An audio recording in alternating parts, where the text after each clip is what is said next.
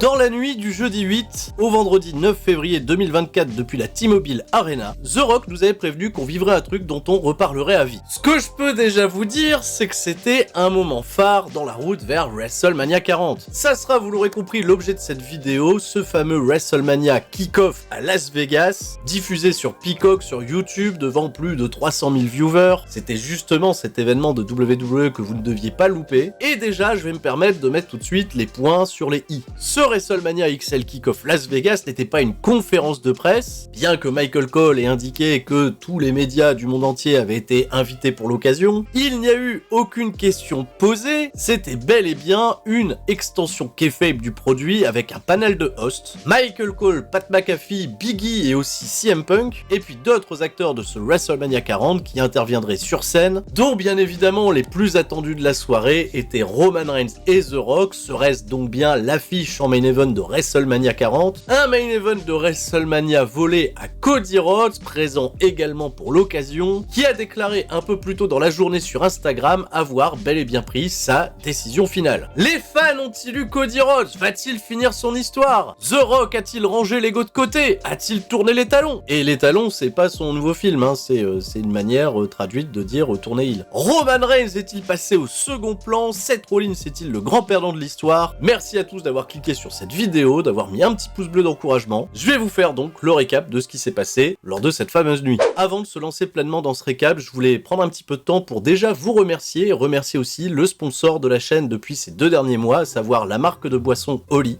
Vous n'êtes pas passé à côté, mais Oli depuis quelques temps soutient beaucoup les créateurs de contenu liés au catch, et c'est un soutien qui d'ailleurs m'a permis de gagner en productivité, de préparer avec beaucoup de sérénité des gros projets que je vous prépare pour l'avenir. Mais il n'y a pas que ça, il y a aussi votre impact là-dedans, car ces 2 derniers mois, vous avez été nombreux à passer commande, à profiter des offres promotionnelles, et chacun de vos achats a été un soutien direct, et c'est pour ça que je vous en suis très reconnaissant. Oli, c'est 3 gammes de boissons, que ce soit énergisantes, des thés glacés, mais aussi hydratation, aux multiples saveurs d'arômes naturels. Elle présente plusieurs avantages, et à commencer par le meilleur. 18 fois moins de sucre que la plupart des soft drinks classiques, et quand on est un gros consommateur de soda sucré comme moi, ça se ressent directement sur la santé, déjà. Un pot de Oli, c'est l'équivalent de 50 canettes de 50 centilitres, sauf que pas de canettes ici, et c'est donc beaucoup plus responsable écologiquement. Enfin, le dernier avantage, étant donné que beaucoup d'entre vous avaient déjà adopté Oli, n'hésitez surtout pas dans l'espace commentaire à partager vos goûts préférés, vos saveurs préférées. Récemment, il y a les goûts poire et cranberry qui sont venus enrichir la gamme hydratation, et pour les avoir testés, je peux vous dire que les deux sont vraiment excellents.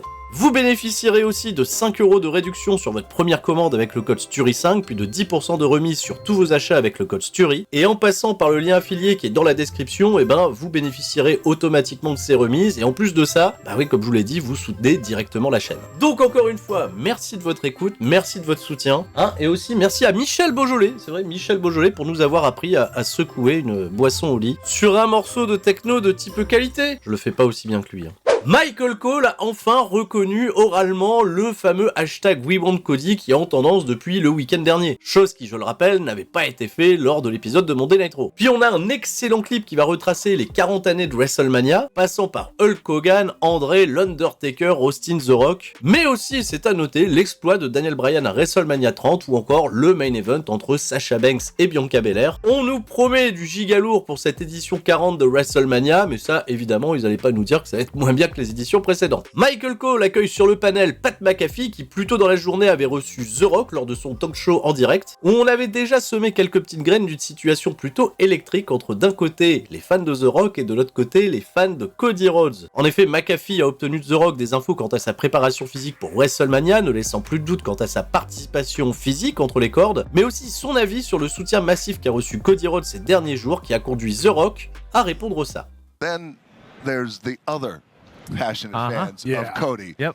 And they're called what's that? Oh, Cody Crybabies. Yeah, that's what they're called. Okay, all right, okay. Et ouais, les fans de Cody Rhodes, visiblement un peu trop vocaux sur les réseaux sociaux, on est désormais appelés les pleurnichards. En 3 phrases seulement, The Rock il met les pieds dans le plat et se sert de l'histoire interminée comme d'un paillasson vantant déjà son affiche contre Roman Reigns comme le plus gros succès du box-office jamais égalé. À ce titre-là, c'est même plus du foreshadowing pour ce qui se passera un peu plus tard. On est dans le mépris total narré comme seul The Rock est capable de le faire. Et donc au panel, quand Pat McAfee Cody se fait interroger sur cet échange qu'il a eu avec The Rock un petit peu plus tôt dans la journée, on constate très nettement que la foule fait un bond 70-30 en faveur de Cody. The Rock, il a malgré tout quelques soutiens, mais son nom se fait copieusement huer. Et ce que j'ai adoré, c'est que ça met mal à l'aise Pat McAfee qui veut rattraper le tir en tentant de lancer des chants pour Rocky, et il fait ça un peu comme si Cody Rhodes il était devenu l'élément gênant dans cette affaire. Cependant, on a deux autres invités au panel, Biggie et CM Punk. Bon, Biggie déjà il nous rassure sur l'état de santé de sa nuque, on lui souhaite le meilleur. Il est présenté par Michael Cole comme un catcheur qui a galéré pour obtenir le succès, et Biggie va dire qu'il roule totalement avec Cody Rhodes, qu'il est une figure exemplaire, quelqu'un d'authentique. Il va d'ailleurs évoquer, ça c'est très malin, ce que Cody Rhodes a fait pour la famille de Brody Lee après son décès. Il va également vanter sa connexion naturelle avec le public, mais cependant, il va bien dire que le catch c'est pas une méritocratie, malheureusement. Cependant, ce qu'il voit de Cody Rhodes, c'est ce qu'on attend d'un top guy, ce qu'on attend d'un visage potentiel de la compagnie. CM Punk également va être interrogé. CM Punk, il nous dit qu'il est dégoûté de pas faire WrestleMania, bien sûr, mais comme sa bouche et son cerveau fonctionnent encore, il peut continuer d'énerver les gens, et pour ça, il va pas se priver. Il nous a expliqué qu'il était dans une situation similaire il y a 11 ans, quand The Rock lui a pris son spot. Il se tourne d'ailleurs vers les fans pour lui dire, vous étiez où à ce moment-là? C'est pas, il y avait pas des We Want CM Punk. De ce fait, il comprend parfaitement la frustration de Cody Rhodes, ou même celle de Seth Rollins, leurs efforts du quotidien soufflés par un The Rock comparé au retour de Tom Brady en NFL juste pour le box-office. C'est en effet compréhensible, mais c'est pas une raison pour venir prendre le main event de gens plus méritants qui se cassent le cul à longueur d'année. On a retrouvé après ça une courte entrevue avec Byron Saxton et Paul Heyman. Byron lui a demandé quel était le mood actuel du champion Roman Reigns, et Heyman, comme d'habitude, il a totalement ironisé, il était plein de cynisme. Il s'est amusé avec le mot mood. Il voit partout les gens réclamer Cody, il voit les gens réclamer Rocky, mais quand il dit Rocky, évidemment, les gens huent, copieusement encore une fois. Mais je sais pas si ça avait été enregistré, si Heyman il avait un retour du public, parce qu'il va pas du tout tenir compte de ces huées. Heyman, il va juste nous dire que la finalité, c'est que les deux veulent affronter Roman Reigns, que Roman Reigns est le cœur de cette équation, et que c'est le cas depuis tant d'années, que ça bougera toujours pas à WrestleMania. Voilà, on termine avec un Byron Saxton plutôt pantois, et ça, c'est tout ce qu'on aime. Un bref retour au panel où Michael Cole rappelle que Seth Rollins sera là aussi, car lui, il veut affronter Cody Rhodes à WrestleMania. Et Michael Cole va demander à ses invités qui Roman Reigns voudrait affronter, lui, à WrestleMania. Chose qui, en toute logique, ne devrait pas arriver, puisque Roman Reigns, il a aucun droit de choisir qui va affronter. Ce droit, il revient logiquement à celui qui a gagné le Royal Rumble, à savoir Cody Rhodes. McAfee répond que Roman Reigns, il aurait tout intérêt à affronter The Rock, ça fait sens, l'histoire de la tête de la table, la bloodline. Biggie, il est un peu plus dépité, mais il va aussi répondre que Roman Reigns, il devrait choisir The Rock. Et CM Punk, merci mon Dieu, il nous dit que Roman Reigns, il veut surtout pas choisir Cody Rhodes, parce que c'est Cody Rhodes qui a le back-to-back, qui a le gros momentum avec sa victoire au Rumble, et qui l'a mis en difficulté. Encore une fois, ça c'est un petit segment qui va prendre de l'importance pour plus tard. On accueille sur scène Triple H, le directeur des opérations créatives de WWE. Salut sa biche, Amazing Week. Bon, ça il l'a pas dit, mais on l'a tous pensé très fort. Mais je vous rassure, il a bien parlé des 5 milliards de dollars de Netflix. Hein, voilà, on n'en parle plus. Il a commencé par évoquer le premier WrestleMania avec Hogan, Mr. T, Cyndi Lauper, Muhammad Ali. Ça a changé le game de l'industrie, et pour ça, bah oui, pas de problème, avec du recul, on constate. WWE a connu toutes les époques de l'évolution médiatique, pionnière du pay-per-view, passant d'une ligue territoriale à un monstre sacré du catch mondial. Il va vanter tous les plus gros noms de WWE qui ont dépassé le cadre du catch, qui sont devenus des stars planétaires. Hulk Hogan, Steve Austin, Ric Flair, Shawn Michaels, Bret Hart, Undertaker, John Cena. Et à nouveau, il y a eu quelques huées lorsqu'il a prononcé le nom de The Rock. Vous l'aurez compris, le public, il va rien lâcher. Il nous promet que WrestleMania 40 sera plus fort que tout ça. Personne n'est prêt, c'est la nouvelle ère, la nouvelle WWE. Are you ready? Enfin bon, ça voilà, vous connaissez la suite. La route de Mania est lancée. Bon, ça s'apparentait un peu à une conférence TEDx pour le coup. C'est vrai que c'est un peu nouveau. Encore une fois, je m'attendais à une conférence de presse un peu plus proche de ce qui se passait du côté de l'UFC. Ça, avec une table, on invite les différents combattants, tu vois, à se confronter, on leur donne le micro, ils se répondent, des fois ça se lève, ça se fight, ok, on aurait pu peut-être organiser les choses comme ça. Même avec des questions kayfabe, bah, parce que je pense qu'il y a certaines questions que WWE veulent pas trop entendre en ce moment. Mais en fait, non, c'est juste une scène, les gens vont interagir sur cette scène, et c'est le catch qui est un petit peu devenu un théâtre, en quelque sorte. Bon, c'est des grosses promos, on va dire. Après ça, on a un clip pour la prochaine invitée qui est nulle autre que Bianca Belair. Alors, le choix de Bianca Bianca Belair pour un passage sur scène, c'était un peu curieux parce qu'elle a pas officiellement de route vers WrestleMania. On a appris que ce vendredi, elle passerait pour un combat qualificatif pour Elimination Chamber contre Mia Yim. Je vous cache pas que je suis un peu triste pour Mia Yim, qui va pas être à Elimination Chamber de ce fait. Elle a fait la promo pour son émission de télé-réalité avec Montez Ford sur Hulu, elle a rappelé son gros palmarès à WrestleMania, elle a cité Sasha Banks, Becky Lynch, Asuka, et c'est vrai que c'est une belle série de victoires et elle insiste sur le fait qu'elle a une streak où elle est totalement invaincue pour le moment. Et malheureusement, c'est à peu près tout ce qu'on a à se mettre sous la main avec Bianca Belair. Il n'y a pas eu de Jet Cargill pour la confronter, pour mettre un peu de sous-texte dans tout ça. C'était juste en fait une petite promo de déclaration, c'était sympa. Mais ça nous amènera nulle part pour le moment. Même chose avec Rhea Ripley, la championne Women's World très acclamée du public. Pareil, elle va faire un gros état des lieux. Elle est la championne la plus dominante depuis une année à la WWE. Elle a dit que Bayley avait peur de l'affronter à Mania, qu'elle va taper Nia Jax à Elimination Chamber devant son public et découvrir de ce fait sa future challenger. C'est là que bim,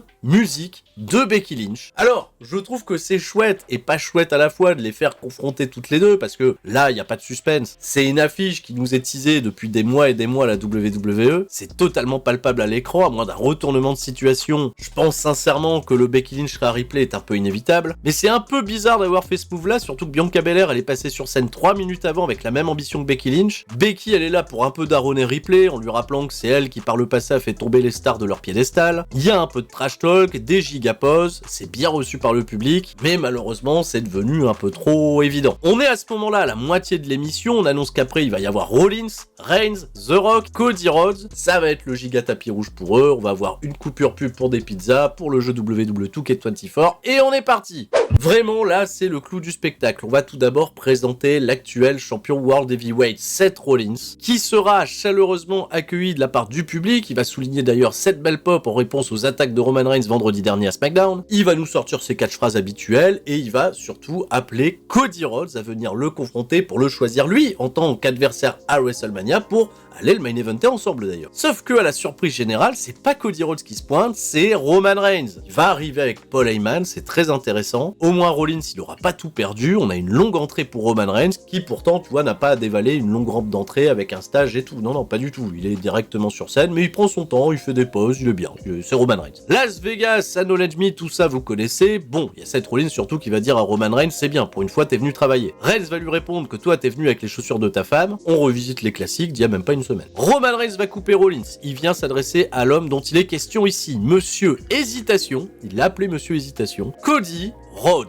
Ah ouais, mon cher Cody, t'as trop hésité, donc c'est plus à toi de choisir qui tu vas affronter à WrestleMania. C'est désormais moi qui vais choisir qui je vais affronter. C'est Roman Reigns après tout, c'est sa WWE. Rollins à côté, il est dégoûté. Michael Cole tout à l'heure, souvenez-vous, bah oui, il a peut-être posé une bonne question. Roman Reigns nous déclare avoir choisi The Rock comme adversaire dans le main event de ce WrestleMania 40. Réaction du public, c'est la stupeur. Rollins il dit à Reigns, c'est pas comme ça que c'est censé fonctionner, et ni une ni deux, la musique de The Rock. If you smell, nanani nanana. Alors The Rock, je sais pas comment il fait, mais il a trouvé moyen de faire une entrée encore plus longue que celle de Roman Reigns. Voilà, il va à droite, il va à gauche, et c'est là qu'on s'amuse, c'est quand la musique va s'arrêter. Il y a quelques chants Rocky qui vont se faire englober dans de massives huées. The Rock d'ailleurs, il va en jouer un petit peu, il parle pas tout de suite, il observe. Il y a toujours ce petit truc palpable dans l'air, à savoir, est-ce que c'est vraiment censé se dérouler comme ça? Est-ce qu'ils sont pas contents les gens vraiment de voir The Rock? Bon, finally, The Rock est de retour à Las Vegas, il enchaîne comme si de rien n'était. Est-ce que vous pensez que Roman Reigns va battre The Rock à WrestleMania? Là, il y a 2-3 chants yes pour la déconne, c'est n'importe quoi. Bon, ok, mais est-ce que vous pensez que The Rock va battre Roman Reigns à WrestleMania? Et là, c'est des bouts instantanés. Même Roman Reigns, il est mort de rire, il essaye de se contenir. Et c'est parti derrière, ça va chanter We Want Cody. Il y a, je l'admets, quelques petits No We Don't en réponse, mais c'est très très faible. The Rock, il a plus le choix, il va falloir qu'il réponde aux fans de Cody. Et figurez-vous que ce n'est pas ce qu'il va faire. Il a une troisième question, est-ce que vous pensez que The Rock et Roman Reigns vont faire le plus gros main event de l'histoire de WrestleMania? Et là, quand il va dire ça, les réactions du public, elles vont doubler.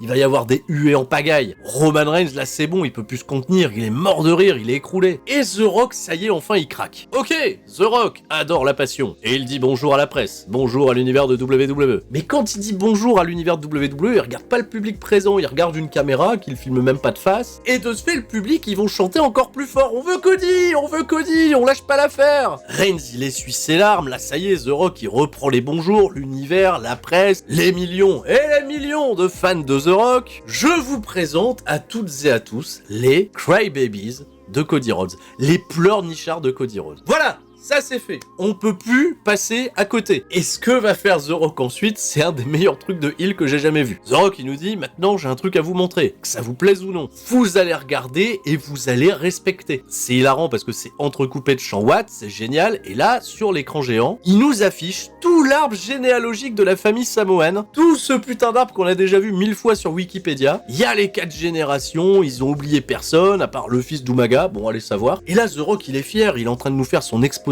PowerPoint. Regardez là-bas, il y a mon grand-père, il a ken ma grand-mère, il a passé un pack du sang tribal avec le grand-père de l'autre, Ainga Forever. De ce fait, Roman Reigns et moi, on est les deux tops de nos branches respectives. Ce combat est donc inévitable, c'est devant vos yeux, il n'y a qu'une seule famille royale dominante dans cette industrie. Il a dit famille royale, et là tout de suite les bouts, c'est reparti encore de plus belle. C'est littéralement la phrase d'introduction du thème de Cody Rhodes, le catch a bien plus d'une seule famille royale. Et dire que Cody il a choisi ce thème d'entrée, cette phrase-là, dès lors qu'il a quitté WWE à l'époque. Maintenant The Rock il nous dit, main event de WrestleMania, The Rock contre Roman Reigns c'est plié, c'est affiché en grand sur l'écran géant d'ailleurs, et si vous pensez que ce n'est pas le plus grand main event de l'histoire, it doesn't matter de ce que vous pensez, il l'a dit tel quel, j'en ai rien à foutre de ce que vous pensez, c'est acté, c'est plié, on vous l'impose. C'est le combat de la lignée du sang, là The Rock et Roman Reigns ils se checkent la main, là on se cache même plus sur le rôle de The Rock, il s'est totalement imposé, il a pris WrestleMania en otage. C'est tellement de l'abus de pouvoir que les mecs se font même une accolade, style voilà, on les a bien bernés. Et là on entend au loin un mec qui dit attendez, et ben c'est Cody Rhodes, même pas ils ont mis sa musique, quelque part tant mieux, ça donne un côté un petit peu plus impromptu à la situation. Cody Rhodes il débarque et il nous dit que ce qu'on vient de voir c'est totalement bullshit. Le public, vous en doutez bien, il exulte. Totalement. Roman Reigns, une fois de plus, t'as voulu tout approprier ici, mais ce n'est pas à toi de choisir qui tu affronteras à WrestleMania, puisque c'est moi qui ai gagné le Royal Rumble, alors c'est mon choix. Quant à toi, The Rock, on a eu une belle discussion, on a même eu plein de belles conversations, mais c'est définitif, j'ai fait mon choix. Main event de WrestleMania, je te choisis, Pikachu. Oh, j'étais obligé de la faire, celle-là, ça me tentait. Roman Reigns, bien sûr, il choisit Roman Reigns. La salle, elle explose, Roman Reigns, il est piste, il y a même Triple H, Adam Pearce, c'est Nick Aldis qui se pointe parce qu'on sent que la tension elle continue de monter. Roman Reigns il répond à Cody, ok mais c'est trop tard, t'as pas su te décider, Rock et moi on a plié l'affaire, on a envoyé les affiches à l'impression, ça ils l'ont pas dit mais je l'ai rajouté parce que c'est rigolo. T'as eu ton moment l'année passée, tu t'es viandé, on s'en balèque de ton histoire, il lui dit même va jouer à la table des perdants avec Seth Rollins, cela va faire la seconde tête de table, voilà c'est ça. Tu fais honte à ta famille, t'es sans intérêt comme ton père l'était autrefois. Et ça fait mal. Ça va faire démarrer Cody. Bon, il y a un petit élément de l'histoire que vous ignorez peut-être, mais c'est le bon moment, je pense, pour faire cette petite piqûre de rappel. Quand Roman Reigns, il dit à Cody Rhodes qu'il est sans intérêt et que son père, c'était pareil avant, ça remonte un petit peu à l'histoire de WWF. Dusty Rhodes, comme vous le savez, il a été champion à NWA World, c'est l'un des plus gros babyface des années 80. Cependant, quand il va signer à la WWF en 89, on va lui donner la gimmick du Common Man, avec les pois jaunes que vous connaissez tous. Cette gimmick, elle lui a été donnée dans l'idée de l'humilier. WWF ne l'a jamais présenté comme un ancien champion du monde. Il a eu un run de 2 années où il a principalement feudé avec Ted DiBiase et Randy Savage, qui est plutôt pas mal, mais à sa fin de run, il va se prendre job sur job, et sa carrière de catcheur, malheureusement, elle va se terminer comme ça. Après, il va devenir booker à la WCW, la suite, vous la connaissez peut-être. Et là, c'est du sous-texte, Roman Reigns, quand il dit au père de Cody Rhodes que c'est un raté, c'est tout simplement parce que sur ce fameux run de 89 à 91 en exclusivité contractuelle avec WWF, Dusty Rhodes, il a jamais touché les étoiles. Le titre de championnat WWF, qui était un championnat territorial, il avait battu le champion Billy Graham par décompte à l'extérieur au Madison Square Garden. WWE se servent de cette histoire comme d'un prétexte, il n'a jamais été question de le considérer plus haut sur la carte, à tel point que le valet de Ted DiBiase avait été appelé Virgil, qui est une blague directement faite au vrai prénom de Dusty Rhodes. Alors Cody va se chauffer, il dit vu que tu parles de ma famille, on va aussi parler de la tienne, la grande famille de la Bloodline. D'ailleurs Roman Reigns, comment va Jey Uso? Tout n'est que politique dans votre famille, vous êtes des yes men. Et d'où vous viendriez, toi et The Rock, prendre le main event de WrestleMania 40 alors que vous n'avez rien foutu depuis 2 ans? Bim, clac, grosse inversion dans la hiérarchie des valeurs. Et vu que Roman Reigns t'a parlé de mon père, si ton grand-père était là, si le grand-père du Rock était là, à vous voir manipuler le game, ça c'est totalement sous-entendu, ils auraient sacrément honte de vous. Là, The Rock, il était un peu resté en retrait, mais ça va le faire démarrer. Cherche pas, il va prendre la gimmick de Vin Diesel dans Fast and Furious, il va parler de la famille. Tu sais, Cody, quand tu parles de la famille de Roman, est-ce que t'es bien au courant que tu parles aussi de ma famille? Quand tu parles de ses ancêtres, tu parles également des miens, et quand tu parles de son sang, tu parles également totalement du mien. Vous aurez remarqué, The Rock, là, il parle plus de lui à la troisième personne. Donc maintenant, Cody, vu que tu ne respectes pas notre famille, on a un sacré problème. Et bim, on la voit peut-être pas arriver celle-là, mais claque de forain du Rock sur Cody. We have a problem.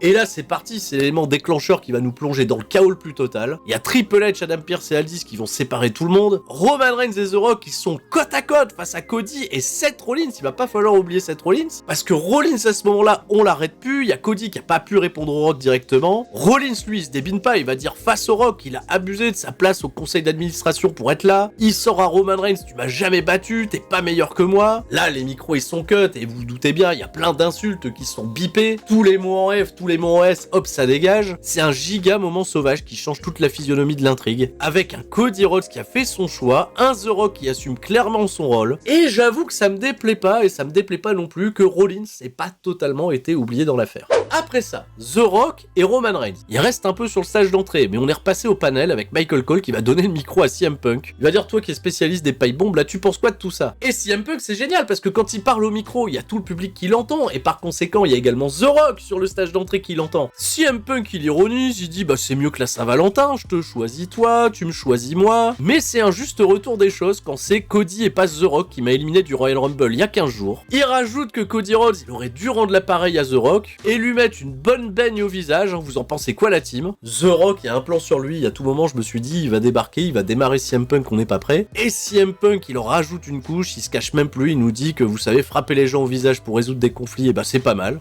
Lisez le sous-texte, coucou à l'Elite Wrestling. Le respect est bel et bien enterré. Et pendant que ça débat toujours au panel, que tout le monde se met d'accord en disant que Cody il a pas juste énervé The Rock, mais aussi un des membres du conseil d'administration de TKO, par conséquent oui son patron. Là il y a l'affichage sur l'écran géant qui change, on voit maintenant Cody et Roman Reigns l'un face à l'autre. Est-ce que c'est devenu officiel? Justement on va partir backstage, il y a Jackie Redmond, elle intercepte Triple H pour commenter la situation. Triple H il est embêté, c'est le bordel, vous comprenez bien, il y a plein d'ego à gérer. Et il choisit bien le mot d'ego parce que à ce moment-là il y a The Rock qui déboule avec Roman Reigns, il ordonne à Triple H de gérer le problème, c'est devenu une affaire de famille et si tu le fais pas, je te promets de lui faire cracher ses dents au gamin Rhodes. Bon ça aussi ça a été censuré de partout, il y a personne qui se met d'accord, mais The Rock il a clairement une dent envers Cody Rhodes. Jackie Redmond elle est choc-barre de pantoise, Triple H il se fait menacer, il va dire ouais vous avez de la chance, vous êtes deux. Puis ça recoupe au panel, il y a Punk qui veut de la bagarre de partout, on l'arrête plus et c'est ainsi que tout ça se termine. C'était super. Non vraiment j'ai vraiment trouvé ça excellent, c'était totalement nouveau. Ok ça fait pas de sens que Cody Rhodes il ait hésité vendredi à SmackDown, ça a déclenché l'indignation du peuple en termes d'investissement, tous les gens sont derrière Cody, ils ont poussé avec ferveur et The Rock il a été poussé à occuper peut-être un nouveau rôle. Alors je sais que ça parle beaucoup d'un retour à Hollywood Rock 2003, mais attention, à Hollywood Rock 2003, il était surtout arrogant, il avait la langue bien pendue. Mais là, on a affaire à un Big Corporate Rock Mega Ego 2024. S'il assume jusqu'au bout, je suis sûr et certain que ça va être génial. Et par pitié, il faut surtout pas qu'à la fin de WrestleMania, il vienne lever la main de Cody Rhodes. Non. D'ailleurs, pour rester sur The Rock, ça vous a peut-être pas échappé, mais lui et Roman Reigns, ils sont repartis ensemble, limite main dans la main. Et Reigns à côté de The Rock, on a l'impression que c'est son Jimmy Uso en fait. Roman Reigns s'est même pas rendu compte que The Rock il venait de prendre à l'instant la tête de la table, et on a fini après ça sur Twitter où Triple H il a